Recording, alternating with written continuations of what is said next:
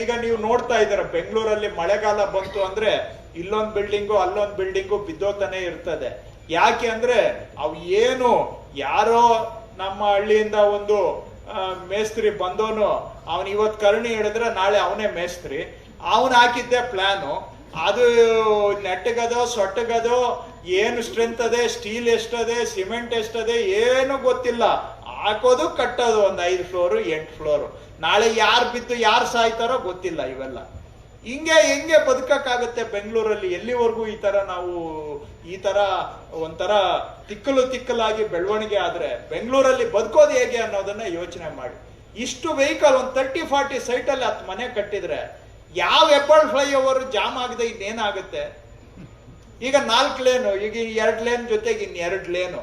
ಈ ಪಾರ್ಟಿ ನಾವು ಮನೆಗಳು ಕಟ್ಟಿದ್ರೆ ಇನ್ನೆರಡು ಲೇನು ಎಲ್ಲಿಗೆ ಸಾಲ್ತದೆ? ಒಂದ್ 2 ವರ್ಷ ಸಾಲ್ತದೆ, 3ನೇ ವರ್ಷ ಆಗೋಷ್ಟೊತ್ತಿಗೆ ತಿರ್ಗಾ ಜಾಮ್.